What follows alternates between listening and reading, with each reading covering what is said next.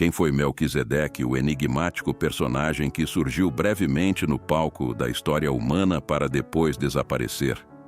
Apesar de ser uma das figuras menos mencionadas e mais misteriosas do Antigo Testamento, Melquisedeque, o rei sacerdote de Salém, é essencial para a compreensão de conceitos-chave na Bíblia. A pergunta é: quem, exatamente, é essa figura misteriosa? A primeira menção a esse nome pode ser datada de aproximadamente 2 milênios antes de Cristo. A segunda, cerca de 1 milênio antes do nascimento de Jesus.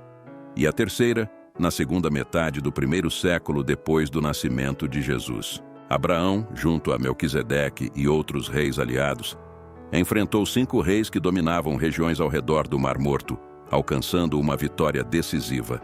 Nesse confronto, eles não apenas saquearam Sodoma e Gomorra, apoderando-se de uma vasta gama de bens, alimentos e materiais, mas também libertaram os cidadãos de Sodoma, incluindo Ló e sua família. Após a batalha, Abraão foi cumprimentado pelo rei de Sodoma, que lhe ofereceu bens como recompensa.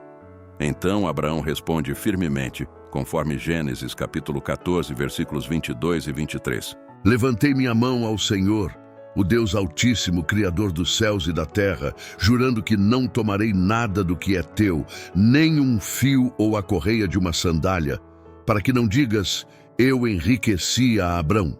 Após esta batalha, enquanto Abraão retorna vitorioso, Melquisedeque sai ao seu encontro com pão e vinho, numa atitude de hospitalidade e bênção. Esse gesto, simples, mas profundo, estabelece uma conexão imediata entre eles, conforme visto em Gênesis capítulo 14, versículos 18 e 19. E Melquisedeque, rei de Salém, trouxe pão e vinho, e era este sacerdote do Deus Altíssimo. Bendito seja Abrão pelo Deus Altíssimo, Criador dos céus e da terra. Em resposta, Abraão oferece a Melquisedeque o dízimo de tudo, conforme Gênesis capítulo 14, versículo 20. E bendito seja o Deus Altíssimo, que entregou os teus inimigos nas tuas mãos. E Abrão deu-lhe o dízimo de tudo. Esse ato de dar o dízimo, que é parte significativa do que Abraão possui, é um sinal de profundo respeito e gratidão. Ele reconhece a autoridade espiritual de Melquisedeque e, por extensão, a soberania de Deus sobre todos os seus ganhos e vitórias. Não temos pistas sobre a origem de Melquisedeque, como chegou a Canaã, como se tornou adorador e sacerdote do verdadeiro Deus, nem como Abraão veio a conhecê-lo. A única certeza é que ele estava presente.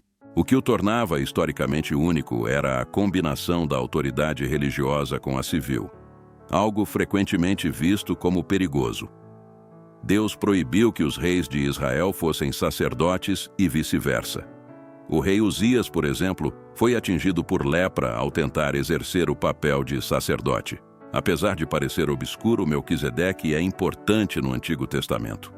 Muitos especulam que ele poderia ter sido o filho de Noé ou até mesmo um anjo. Alguns imaginam que ele foi um Adão não caído, enviado para observar o trabalho de redenção de Deus. No entanto, não há base bíblica concreta para confirmar isso. A questão não pode ser considerada completamente resolvida, do contrário, a identidade de Melquisedeque teria sido revelada. Porém, podemos dizer com confiança que Melquisedeque é um notável tipo ou imagem de Jesus. Lemos que Abraão lhe deu o dízimo de tudo. Isso se referia a 1/10 de seus bens, não de sua renda. Houve quase uma competição entre Abraão e Melquisedeque para ver quem poderia abençoar mais o outro. Abraão abençoou Melquisedeque com seus recursos, e Melquisedeque abençoou Abraão com seus recursos. Foi sugerido que Melquisedeque fosse um anjo que administrava o julgamento. Outros equipararam Melquisedeque a teorias. As teorias são todas especulativas. Porém, Davi compôs um salmo cerca de 1000 anos depois de Abraão, descrevendo seu Senhor como rei sacerdote. No primeiro versículo deste salmo, o Senhor convida o Senhor de Davi a se sentar à sua direita em esplendor real. Salmos capítulo 110, versículo 4. Jurou o Senhor, e não se arrependerá. Tu és um sacerdote eterno, segundo a ordem de Melquisedeque. A expressão de acordo com a ordem de Melquisedeque contrasta com o sacerdócio arônico e levítico. O sacerdócio de Melquisedeque foi estabelecido por nomeação soberana de Deus, não foi herdado de seus pais e não há menção de seu sacerdócio tendo um início ao fim.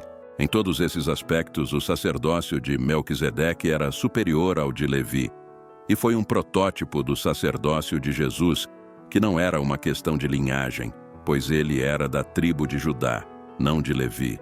Agora pause e considere quão grande foi esse homem, a quem Abraão, o patriarca, deu dízimo dos despojos.